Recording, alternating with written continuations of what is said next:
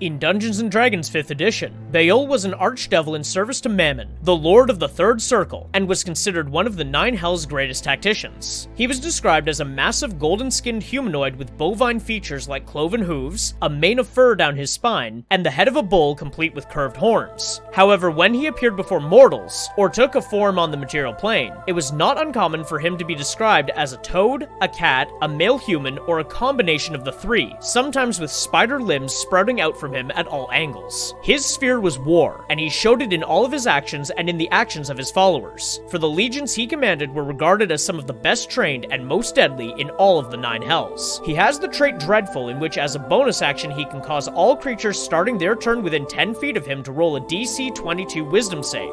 If failed, they are frightened of him until the beginning of his next turn. He has 3 legendary resistances and magic resistance, which makes most high-level spells almost useless against him. His own strikes are considered magical for overcoming resistances, and he has the regeneration trait that gives him 20 hit points at the start of his turn, unless he takes cold or radiant damage in between his turns. In combat, he makes a multi-attack consisting of 2 Morning Stars. He can also take an action to make allies within 60 feet of him immune to charms or being frightened, and can also use an action to teleport up to 120 feet to a space that he can see. Like other legendary creatures, he also has 3 legendary actions per round, which mirror his actions in combat. As a DM, I would have Bael leading a small group of other devils, and would likely have him set up as a boss creature with some minions, owing mainly to his Infernal Command action. I would start combat by having him activate Dreadful as a bonus action, and then attacking a melee player alongside his devil minions, striking with 2 Morningstar attacks to weaken the tank. I would then use a legendary action at the end of the next creature's turn to invoke Infernal Command, making his minions immune to charms or being frightened just in case. I would then use a second legendary action at the end of the next turn to teleport him as close to the healer or most dangerous caster as he can get, someone he should be able to identify easily, being that he's a master of infernal strategy and warfare. With 120 feet of teleport distance, he should be able to appear behind them, cutting them off from escape and from their party.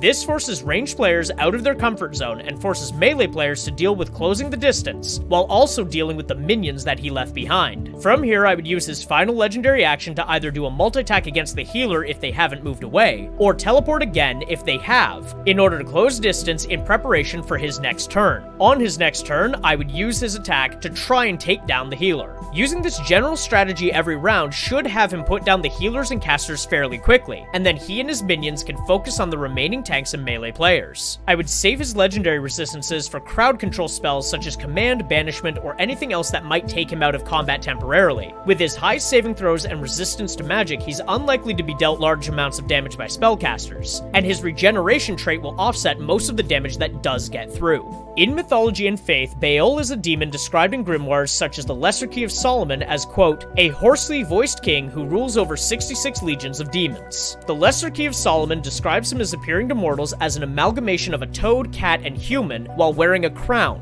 and the Dictionary Infernal contains a drawing that shows him as such with an addition of multiple spider legs that move him forward. In most depictions and descriptions of Bael, he is attributed to Lucifer himself, placing him as one of the lords, kings, or generals of hell. Some other minor writings have disputed all of the above, claiming that there are more or less legions under his command, claiming that he has a different place in the hierarchy of hell, or claiming that his existence doesn't exist in demonology at all. Interestingly enough, while this is likely the inspiration for the D&D creature, it is not the origin of the myth.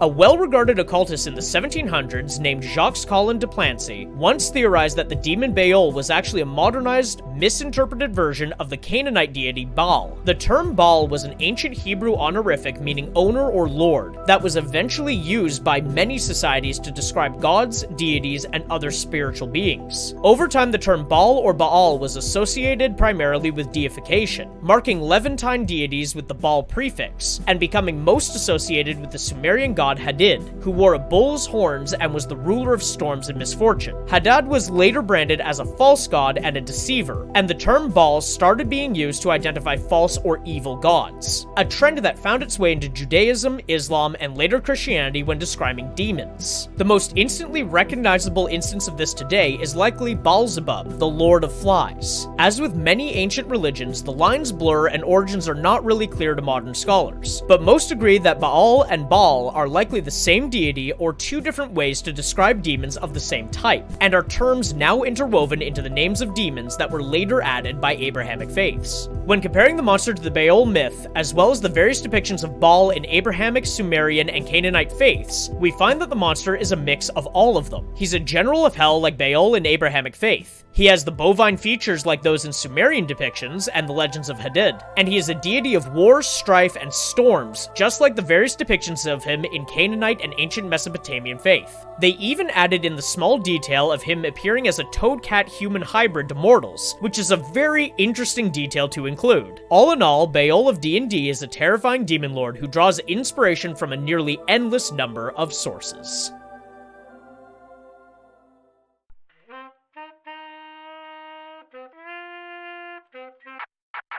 If you enjoyed that video, please leave a like and comment below, and consider subscribing to the channel. You can also join the Patreon for $1 a month to access videos days before they're posted here, as well as other exclusive stuff like short stories, videos, and more.